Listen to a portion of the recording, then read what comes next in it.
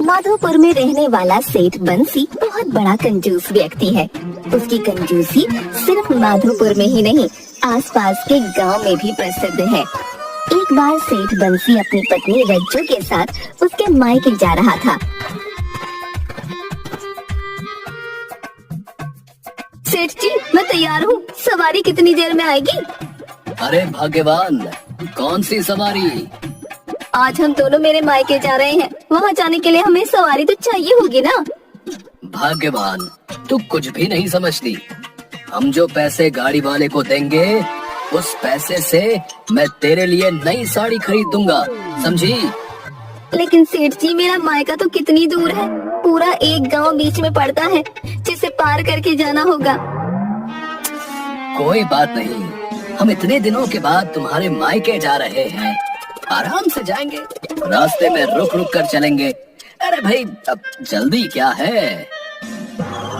अगर रास्ते में रुक रुक कर जाएंगे तो मायके तो रात को ही पहुँचेंगे, फिर वापस कब आएंगे? अरे भाग्यवान, तू कैसी बातें करती है? तू इतने समय बाद मायके जा रही है, कम से कम 2 दिन तो वहाँ रुकेगी।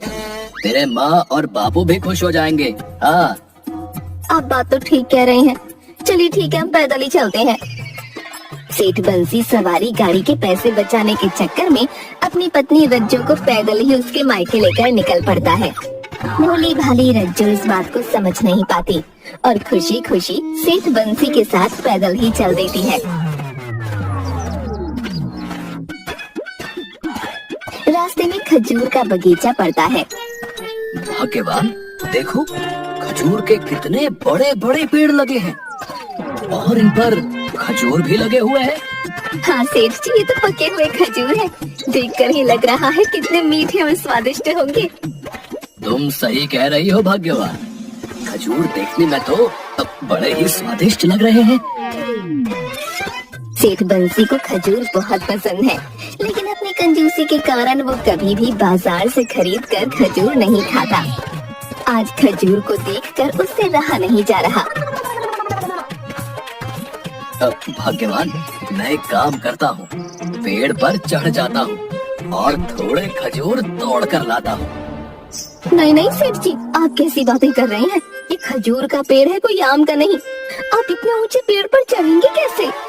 अरे तू फिक्र मत कर, चढ़ तो मैं जाऊंगा ही। हाँ, लेकिन अगर कोई आ गया तो आपकी बेइज्जती नहीं होगी?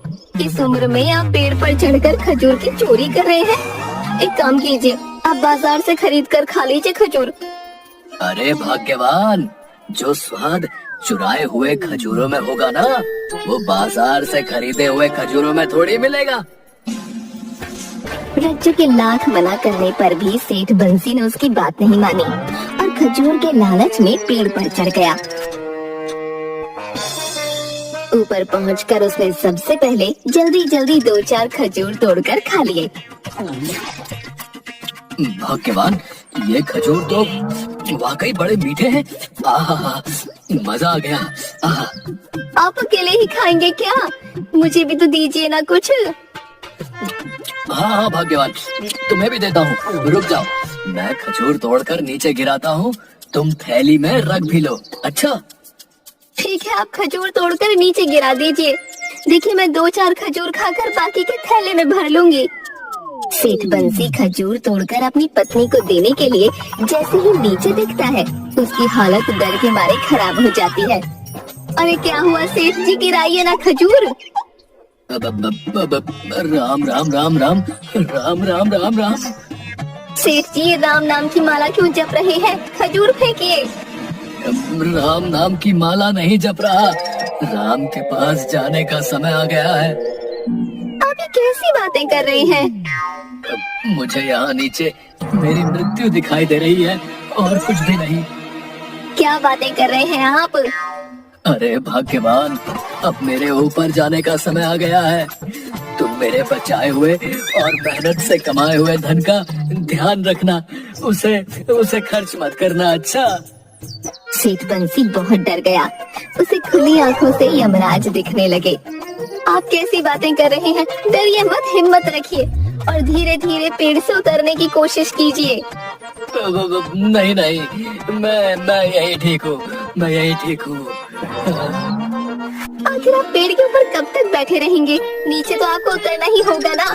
थोड़ी हिम्मत कीजिए और भगवान का नाम लेते हुए नीचे उतर आइए।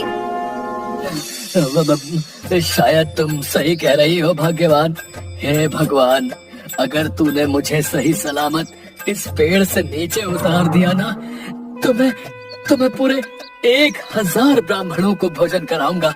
हाँ हाँ, पक्का। सेठ जी, नीचे मत देखिए, पेड़ के ऊपर देखते देखते धीरे धीरे नीचे सरकने की कोशिश करो। थोड़ी देर भगवान का नाम लेते लेते और रज्जों की बातों में सेठ बंसी ने थोड़ी हिम्मत जुटाई और वो पेड़ से थोड़ा नीचे उतरा। उसने अपनी आंखें खोलकर नीचे देखा। अरे भाग्यवान, देखो देखो, मैं थोड़ा नीचे आ गया पेड़ से। हाँ सेठ जी, आप ऐसे ही हिम्मत करिए, फिर भगवान का नाम लीजिए और धीरे धीरे नीचे सरकते जाइए। भाग्यवान, मैं फिर से कोशिश करता हूँ। सेठ बंसी फिर से भगवान का नाम लेता है और थोड़ा और नीचे जाता है। अरे भाग्यवान, ये इतना भी कठिन नहीं है जितना मैं सोच रहा था। मुझे लगता है कि अगर मैं 500 ब्राह्मणों को भोजन कराऊंगा, तब भी भगवान मुझे सही सलामत नीचे पहुंचा देंगे। सेठ जी, कैसी बातें कर रहे हैं आप? अरे बिल्कुल सही कह रहा हूँ, ये इतना मुश्किल काम नहीं है। हाँ, 1000 ब्राह्मण तो बहुत ज्यादा हो जाएंगे, 500 ठीक है।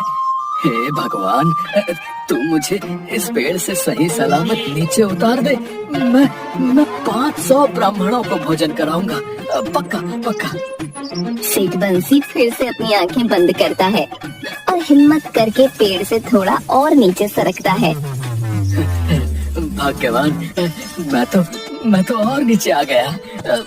वैसे मैं क्या सोच रहा था कि 500 ब्राह्मणों को भोजन कराना बड़ा महंगा पड़ेगा। मैं एक काम करता हूँ, 200 ब्राह्मणों को भोजन करा दूंगा। हाँ। ये आप क्या सोच रहे हैं? एक तरफ तो आपको यमराज दिख रहा है और अब आप हिसाब किताब की बातें सोच रहे हैं। तुझे क्या पता पैसे कितनी मेहनत से कमाए और बचाए जाते हैं, पगली कहीं की। धीरे धीरे करके अंत में सेठ बंसी पेड़ से नीचे आ ही जाता है। तेरा लाख लाख शुक्र है भगवान, जो तूने मुझे सही सलामत इस पेड़ से नीचे उतार दिया।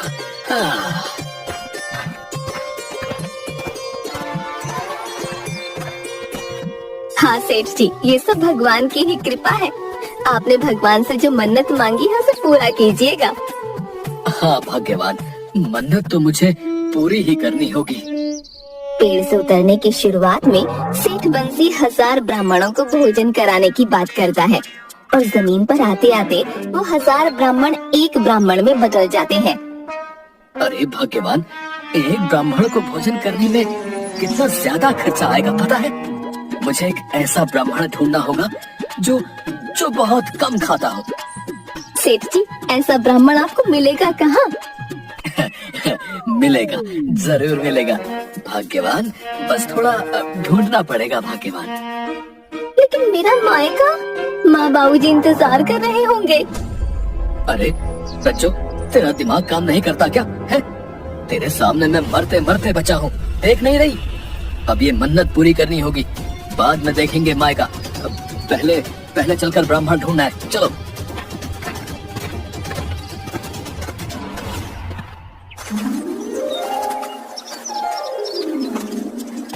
सेठ बंसी कम भोजन करने वाले ब्राह्मण का पता लगाना शुरू करता है।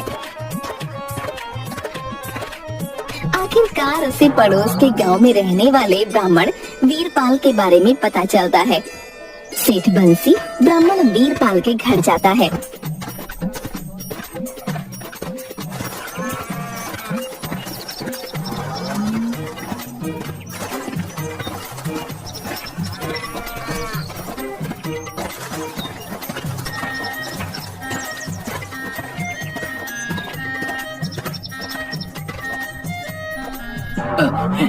हे ब्राह्मण देवता, आपको कल मेरे घर भोजन पर आना है। क्या बात है जजमान, आपने भोजन का निमंत्रण दिया। जी ब्राह्मण देवता, मैं एक बड़े संकट में फंस गया था और मैंने उस समय एक ब्राह्मण देवता को भोजन कराने की मन्नत मांग ली थी। बस इसी कारणवश मैं आपको अपने घर पर भोजन पर आमंत्रित करने आया हूँ। ठीक है जजमान, मैं कल आपके घर भोजन पर आ जाऊंगा। वीरपाल ब्राह्मण बड़ा ही चालाक और धूर्त ब्राह्मण था। उसने सेठ बंसी की कंजूसी के बारे में पहले ही सुन रखा था।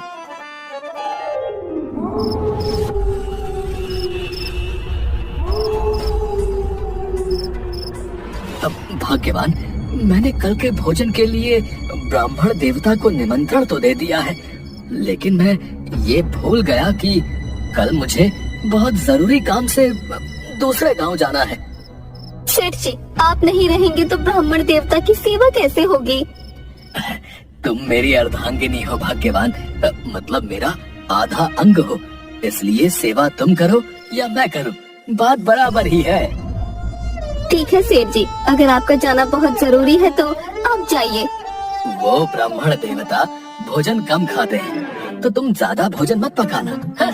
और भोजन में एक सब्जी, थोड़ी सी पूरी, दही, चूड़ा और गुड़ परोस देना। इससे ज्यादा कुछ पकाने की या परोसने की जरूरत नहीं है, समझी? ठीक है सेठ जी, जैसा आप कहेंगे मैं वैसा ही करूंगी।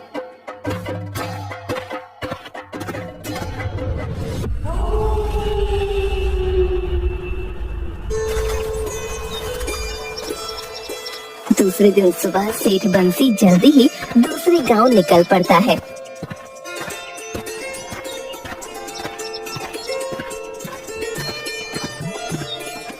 उसके जाने की थोड़ी देर बाद ही वीरपाल ब्राह्मण सेठ बंसी के घर आते हैं।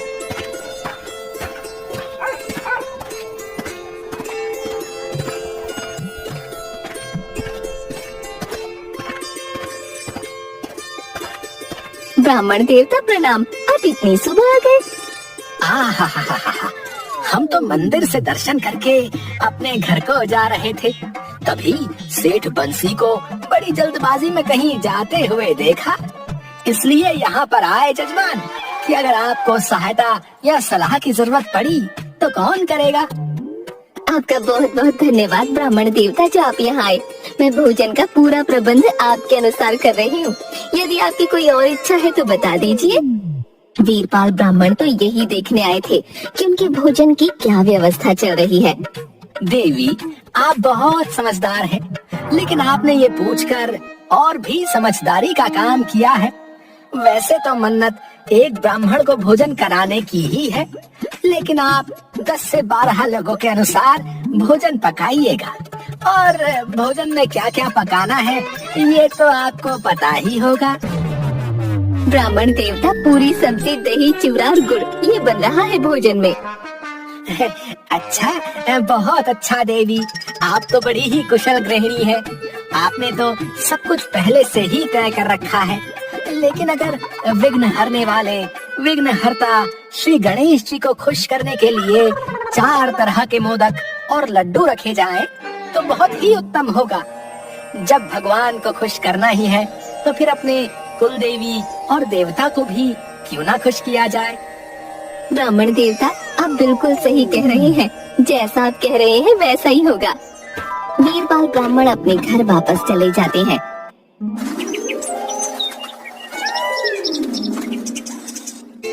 और दोपहर होते होते भोजन करने के लिए सेठ बंसी के घर वापस आते हैं।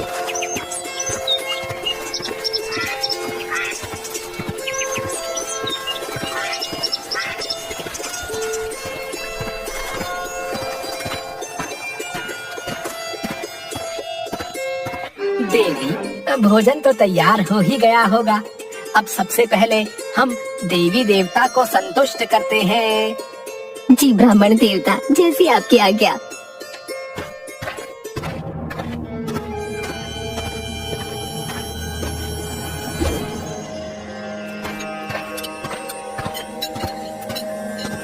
रक्षक पकाया हुआ भोजन लाकर रखती है और एक दिया जलाकर रख देती है। देवी, आप तो बहुत ही समझदार हैं। शास्त्रों में भोजन परोसने का यही तरीका बताया गया है। ब्राह्मण देवता भोजन शुरू करें। देवी, बाकी तो सब ठीक है, लेकिन इसमें सोने के 2 सिक्कों की कमी है। शास्त्रों के अनुसार भोजन के साथ 2 सोने के सिक्के रखना बहुत ही जरूरी है। सेठ जी ने तो इसके बारे में कुछ नहीं कहा, लेकिन अगर शास्त्रों में ऐसा लिखा है तो ये करना भी जरूरी है। रज्जू ब्राह्मण देवता से कोई बहस नहीं करती और 2 सोने के सिक्के लाकर वहाँ रख देती है। वीरपाल ब्राह्मण भोजन शुरू करते हैं, पेट भर कर खाते हैं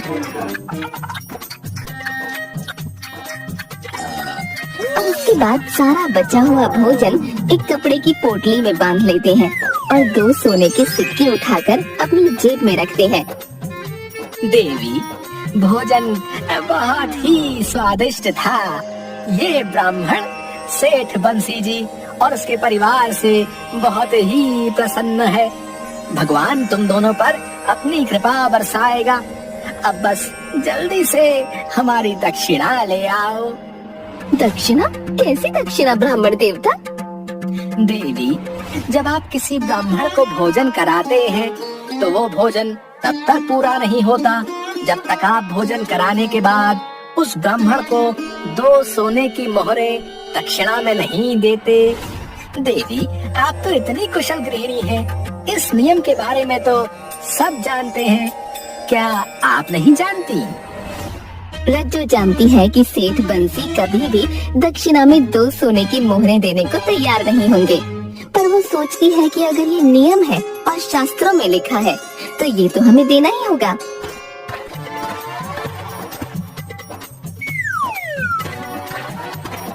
फिर वो 2 सोने की मोहरें लाकर वीरपाल ब्राह्मण को दे देती है और वीरपाल ब्राह्मण खुशी खुशी वहाँ से अपने घर चले जाते हैं।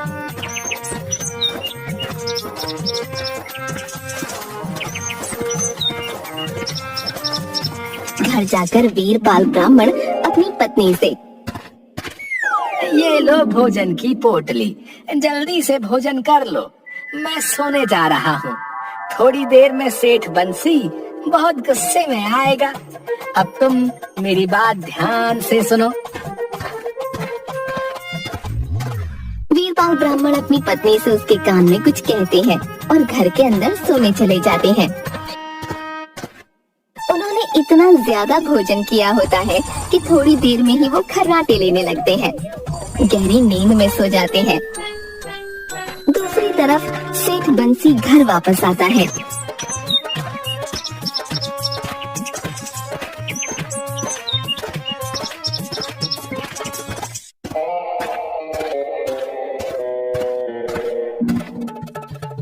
भाग्यवान, हो गया ब्राह्मण देवता का भोजन?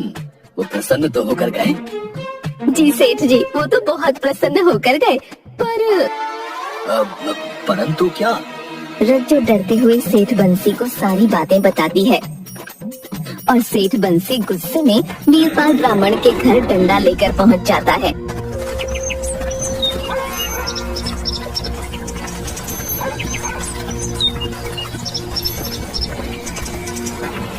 और जोर जोर से चिल्लाने लगता है। अरे ठग कहीं के, कहाँ है तू? वीरपाल ब्राह्मण की पत्नी जोर से चिल्लाती हुई रोती है। अरे दुष्ट पापी, तू कौन से जन्म का बदला मेरे पंडित जी से लेने आया है? तुमने अपने घर भोजन के लिए बुलाकर उस भोजन में जहर मिलाकर दे दिया। तुम्हारे घर का भोजन करने के बाद मेरे पंडित का क्या हाल हो गया है? अगर मेरे पंडित जी को कुछ हो गया तो कोतवाली में तुम्हारी शिकायत करूंगी, तुम्हें जेल में बंद करवा दूंगी। हाँ। अरे आप पहले धीरे बोलिए, क्या हो गया ब्राह्मण देवता को? अगर मेरे पंडित जी को कुछ हो गया तो मेरा और मेरे बच्चों का क्या होगा? उन्हें कौन देखेगा पापी? इतना सब सुनते ही सेठ बंसी की तो डर के मारे हालत खराब हो गई और वो डर में सब कुछ भूल गया। क्या हो गया ब्राह्मण देवता को? आपने डॉक्टर को नहीं बुलाया उन्हें देखने के लिए? डॉक्टर को बुलाने के लिए पैसे कहाँ है हमारे पास? एक कौड़ी भी नहीं है। हम कहाँ से डॉक्टर को घर पर बुलाकर इलाज करेंगे? आप चिंता मत कीजिए, इलाज का खर्च मैं देता हूँ। अच्छा, चिंता मत कीजिए। अभी के अभी हमें इलाज के लिए 10 सोने के सिक्के ला कर दो। अगर मेरे पंडित जी को बिना इलाज के कुछ हो गया तो मैं पुलिस के पास जाऊंगी, तुम्हें जेल करवाऊंगी। नहीं नहीं, इसकी जरूरत नहीं पड़ेगी। आप मेरे साथ किसी को भेज दीजिए, मैं अभी पैसे भिजवाता हूँ। जल्दी से डॉक्टर को बुलवाकर पंडित जी का इलाज शुरू करवाइए। अच्छा। वीरपाल पंडित की पत्नी अपने बेटे को सेठ बंसी के साथ उसके घर भेजती है और सेठ बंसी वीरपाल पंडित के बेटे के हाथ में 10 सोने के सिक्के देता है। बेटा, ये सिक्के लो और जल्दी अपनी माँ के पास जाओ और डॉक्टर को बुलाकर ब्राह्मण देवता का अच्छा सा इलाज करवाओ। अच्छा, उन्हें कुछ नहीं होना चाहिए, ठीक है? क्या हो गया सेठ जी, क्या बात है? अरे, गुस्से में सब सत्यानाश हो गया। भाग्यवान, तूने ब्राह्मण देवता के खाने में जहर डालकर दे दिया और इसकी वजह से जेल मुझे जाना होगा। भाग्यवान, बस किसी तरह वीरपाल ब्राह्मण की जान बचा लो। मैं 1000 ब्राह्मणों को भोजन कराऊंगा। बाहर खड़ा वीरपाल ब्राह्मण का बेटा ये सारी बातें सुन लेता है और घर जाकर वो वीरपाल ब्राह्मण और उनकी पत्नी से